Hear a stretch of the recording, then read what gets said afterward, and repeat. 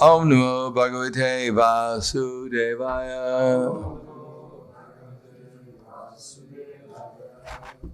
Srimad Bhagavatam, Canto 3, Chapter 7, Canto 7, Chapter 3. Hiranyakashipu's plan to become immortal.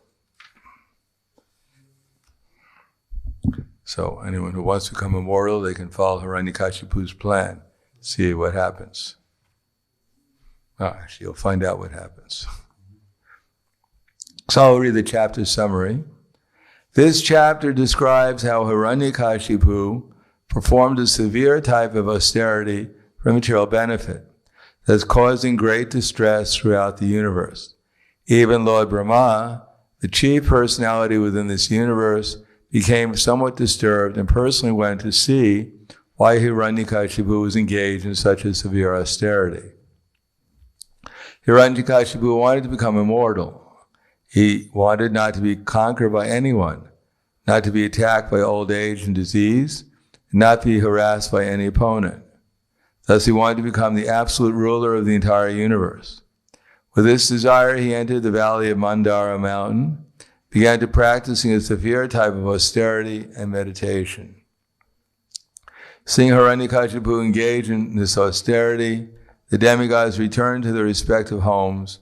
But while Hiranyakashipu was thus engaged, a kind of fire began blazing from his head, disturbing the entire universe and its inhabitants, including the birds, beasts, and demigods. When all the higher and lower planets became too hot to live on, the demigods, being disturbed, left their abodes in the higher planets and went to see Lord Brahma, praying to him that he could quell the unnecessary heat. So this is called global warming.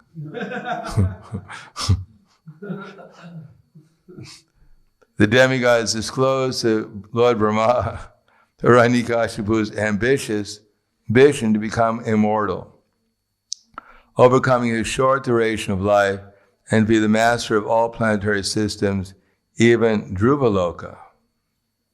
Upon hearing about the purpose of Hiranyakashipu's austere meditation, Lord Brahma, accompanied by the great sage Bhrigu and great personalities like Daksha, went to see Hiranyakashipu. He then sprinkled water from his common dalu type of water pot upon Hiranyakashipu's head. Hiranyakashipu, king of the Daityas, bowed down before Lord Brahma, the creator of this universe, offering respectful obeisances again and again, offering prayers. When Lord Brahma agreed to give him benedictions, he prayed not to be killed by any living entity, not to be killed in any place, covered or uncovered, not to die in the daytime or at night, not to be killed by any weapon on land or in air, and not to be killed by any human being, animal, demigod, or any other living entity, living or non-living. He also prayed for his supremacy over the entire universe, requested the 8 yogic perfections such as anima and lagima. Quite a shopping list.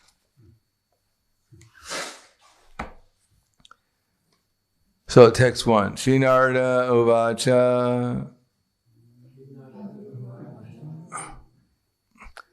Hiranyakashipu Rajan Ageyam Ajaramaram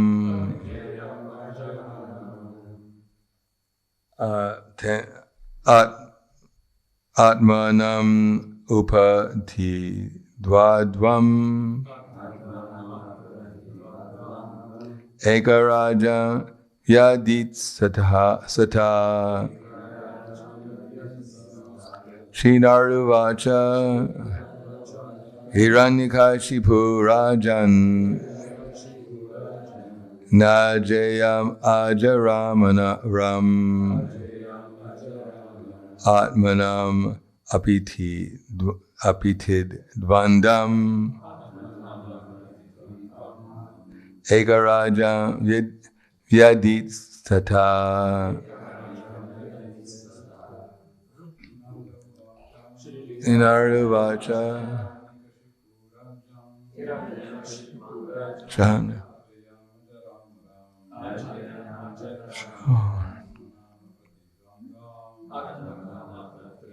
Dam Ekaraja Viditsaha Vacha Hiranyakashipu Rajan Ajayam Ajaramaram Atmanam Apati Dvandvam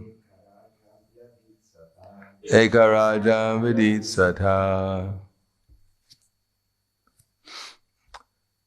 Genske.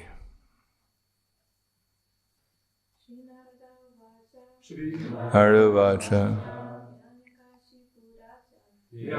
Shivurajan Hamana.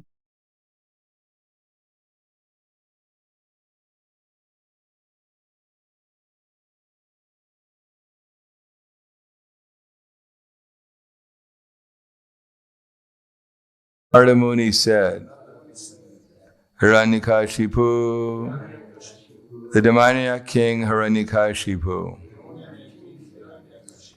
Rajan, O King Yudhishthira, Ajayam, unconquerable by any enemy,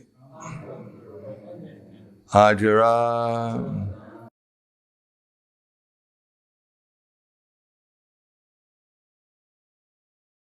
mortal, and Lagima, to be deathless, and to be the only king of the entire universe, including Brahmaloka. Purport. Such is the goals of the austerities performed by demons. Hiranyakashipu wanted to receive a benediction from Lord Brahma, so that in the future he'd be able to conquer Lord Brahma's abode. Similarly, another demon received a benediction from Lord Shiva, but later wanted to kill Lord Shiva through that same benediction. Thus, self-interested persons, by demoniac austerity, wanted to kill even their benedictors, whereas the Vaishnava wants to remain an everlasting servant to the Lord and never occupy the post of the Lord. Through Sayuja Mukti, which is generally demanded by asuras, one merges into the existence of the Lord. But although one may sometimes thus achieve the goal of the theory of monism, one falls down again to struggle in material existence. Narada Muni said to Maharaj Yudhishthira, the demoniac king Hiranyakashipu wanted to be unconquerable and freed from old age and dwindling of the body. He wanted to gain all the yogic perfections like anima and lagima, to be deathless, to be the only king of the entire universe, including Brahmaloka. Namo Vishnu Padaya Krishna Prasthaya Budaya Srimate Bhaktivedanta Swami Namane Namaste Saraswatam Deve Gauravani Vacharane Nirvishesha Shinivadi Paskyatyade Siddharne. Kamaistaister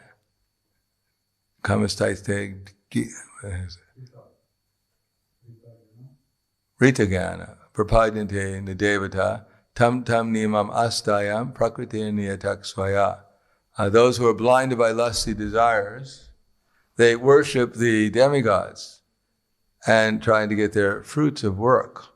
Yo yam yam yam dhanum bhakta shradayarjadim ichanti tasya tasyatram shradam tam eva vididam yaham.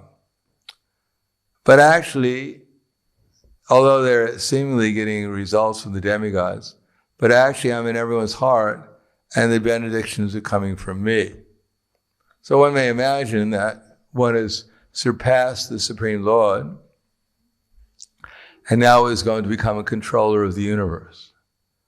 But one doesn't realize that actually one is controlled in any circumstance, either by Krishna as the super soul within the heart, and one becomes Krishna's instrument and becomes liberated, or one becomes controlled by the modes of material nature, especially sleeping. Hare Krishna. Welcome. So in any case, we have to be controlled. Although, if you happen to be a gatekeeper of Vaikuntha and been serving Krishna for, well, I guess, eternally, if you're a gatekeeper, then you have quite a bit of pious activities amassed. So if you do fall into the material world, they don't give you an ordinary position. You might become another Hiranyakashipu. And then you can control the whole universe, this tiny little universe. Of course, if you want to control more than one universe, I don't know what austerity you have to do. Very difficult to control even one universe. In any case, then they give you the 8 mystic powers.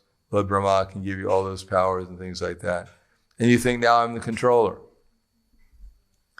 But Prahlad Maharaj will come along and say, Tat sadhu manye suryavari dehinam sadasama vigna dhyama satgrahat hedvatma patam griham anda kupam gato vanam yadari ashriyeta.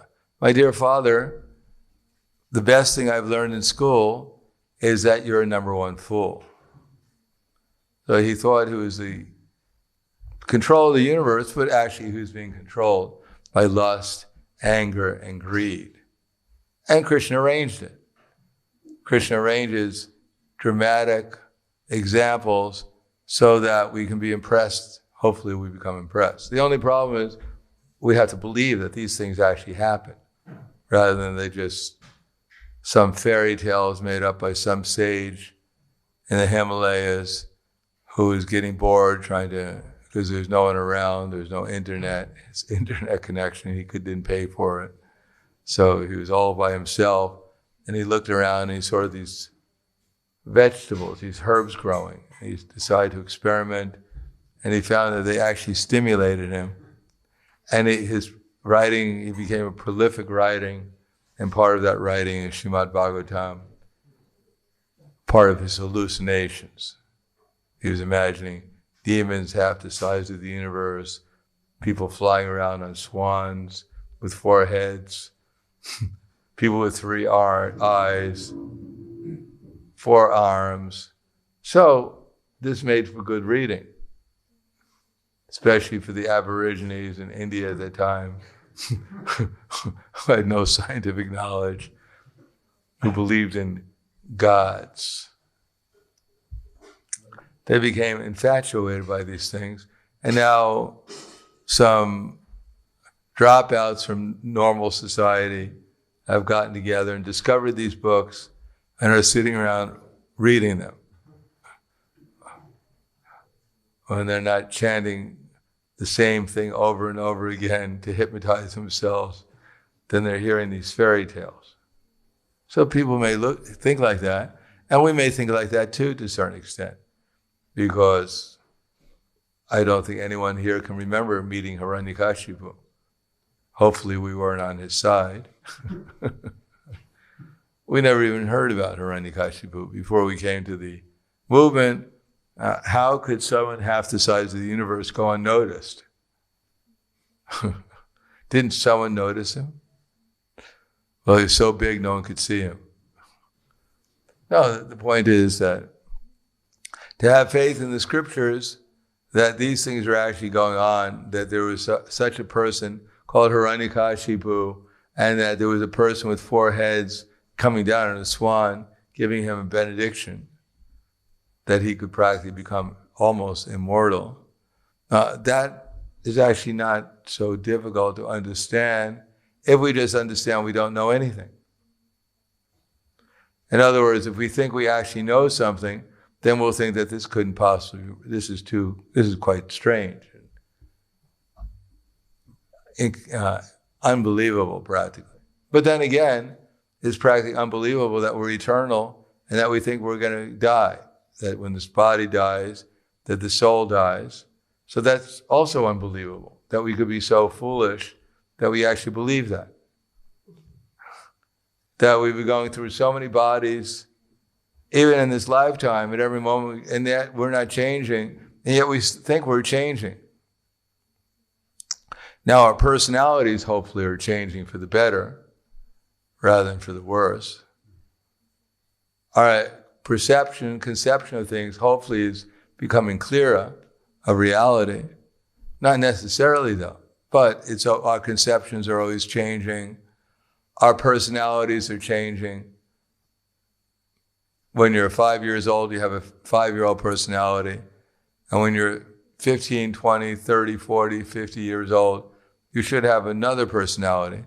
And maybe when you become 90 years old again, you have a 5-year-old personality. But in any case, the personality is always changing. Our body is changing. Our feelings, our conceptions are always changing. But the perceiver of all these experiences in the material world, ourselves, are always the same. So the conclusion is, if everything's changing except for ourselves, then the final change in this body won't change ourselves either. We're of a different energy. Still, we believe we're going to die when the body dies. We believe we're in trouble when the body's in trouble. If someone hits your car and you think you've been hit, well, you have a misconception. You haven't been hit. It's your car that's been hit. Now, you may feel emotionally identified with the car, and as I said before, this identification is called ahamkar, that I am the car.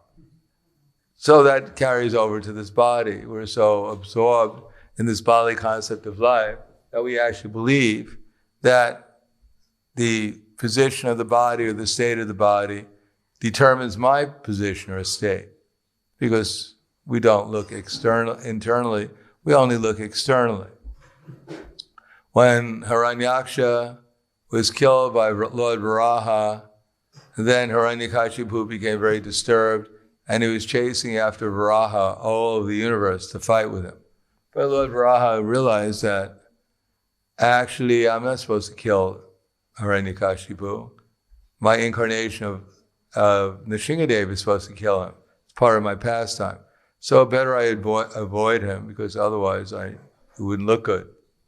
So he couldn't find any place in the universe to hide, but he found one place in the universe to hide, which Hiranyakashipu could never find him. Does that know where? Was it? Yeah, he went through into his heart, through his nostril, because he realized that the only place Hiranyakashipu would never look for God was in his heart. No introspective whatsoever. So similarly, the demons never really have any what's called thinking, proactive. That before they do something, they never consider the consequences. Proactive doesn't mean you just think ahead. It means that when you have some situation and you're trying to when you have choices to make, then you think about what would be the appropriate choice, rather than just stimuli and then you get the response like an animal. As human society becomes more animalistic, then they're only looking for material benedictions, never looking for what the purpose of life is or how to achieve it, because they don't know that they're eternal. They don't know that the most valuable thing would be to realize their eternality. If they realize they're eternal, then they have nothing more to worry about. And if they don't realize they're eternal, even if they get the whole universe, then they have even more to worry about. It's hard to run a family. Imagine running a universe. How much problems you have. If you do anything wrong, everyone's going to complain. You may think, well, there's so many devotees, who care if they complain? But you have a whole family of demons. They'll complain and get on your case if you make any mistake running the universe.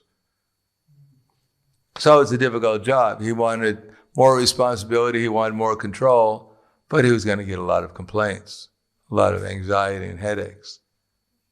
And if he could have lasted for the duration of the universe, he would have spent 311 trillion, 40 billion years getting complaints.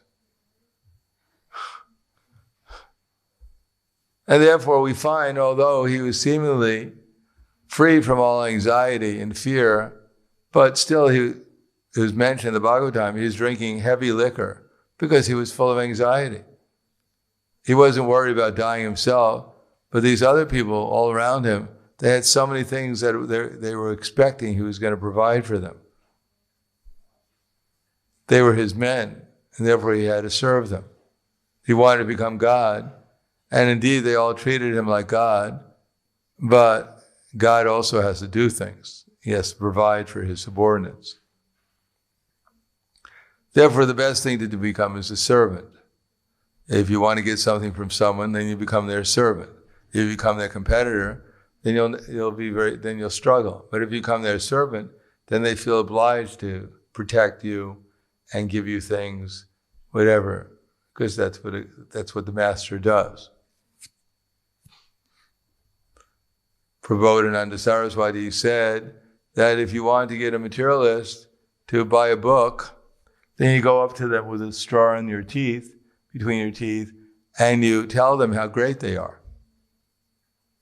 You're the Alpha, you're the Omega, you're the most intelligent. Even God comes and takes advice from you. You're the greatest. So this person thinks, well, finally I met an intelligent person who sees things properly. So, since I'm God, maybe I should give him some benediction so he becomes more and more my devotee. So he asks you, since you accepted me as the Supreme, how can I serve you? How can I give you a benediction? So then you just tell them that, please take this book and all your nonsense will go away. Of course, you don't say nonsense. Just buy this book. It's exactly what you need. This will help you become even greater than you already are, which is inconceivable. Then people will accept flattery. And Hiranyakashipu, he indeed was flattered, but he was still full of anxiety because it's hard to be the controller. Too much responsibility. The universe is so temporary. Everything's changing. You can't be sure if people are going to carry out your orders or what's going on. Always bewildered, and therefore he was always intoxicated. Always angry, actually.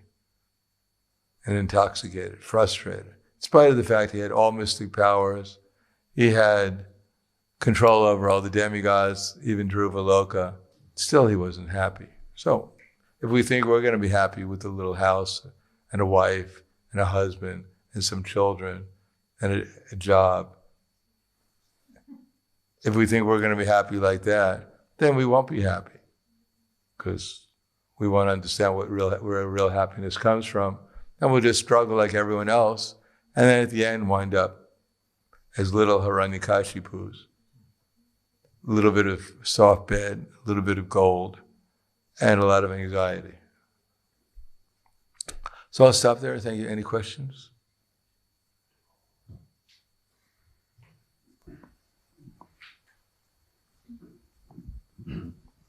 Hare Krishna. Sometimes we are accused of painting a very bleak picture and pessimistic picture of this life and world. And why should we be accused? That's what we do. That's our business. And then it seems that those who are householders are not inspired to work hard enough to maintain their family. So, well, that's because they're an illusion. They think it's their family. They don't realize it's Krishna's family. And they should work for Krishna's family, not for their family. They want to work for their family, then either they're a fool, covered by the illusory entity, and their thing is theirs, and it'll be taken away from them shortly, including their own dear body. Or they understand it's Krishna's body, it's Krishna's family. And as an instrument of Krishna, then one serves one's wife and children and society, all living entities. Therefore, that's the Veda culture. That for the householder, in our house, even if there's a spider, the householder has to make sure the spider gets fed.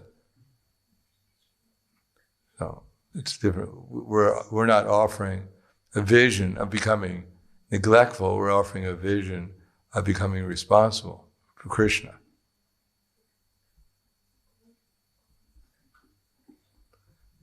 Therefore, Prabhupada at 80 years old, he said, I'm able to work more than you are. You're 20 years old, I'm working harder than you are, because I'm working for Krishna. Therefore, there's no end to my service. And you, as soon as your belly is filled up, you're asleep. That's the difference. Anything else? Hare Krishna. How to talk about Krishna to people who don't know nothing about Krishna? You don't talk about Krishna to people who know nothing about Krishna, because they won't be able to hear. You have to talk about what they can understand. To introduce Krishna is rather presumptuous, that we even understand Krishna enough to explain it to someone who doesn't know Krishna. But we can tell people about, it depends who they are, what the difference between their body and the soul is. If they can't understand that, they have no intelligence to understand anything else spiritually. They can't understand that their body's changing, which I think everyone has experience of. I mean, I'm sure everyone has experience of a changing body. And everyone knows that they haven't changed. Otherwise, how could they remember being a baby? If they can't understand that, then there's no sense of explaining anything spiritual to them. Then the conversation becomes how human society should be organized to get the maximum amount of peace and happiness here, called Varnashram. That cleanliness, mercy, truthfulness, austerity, that these are qualities that should be developed in human society. If they can't understand that, then give them some prasadam. Try and sell them a book, go on to the next person. Depends, I mean, if they know nothing about God, they've been probably, they were born in a rabbit hole somewhere.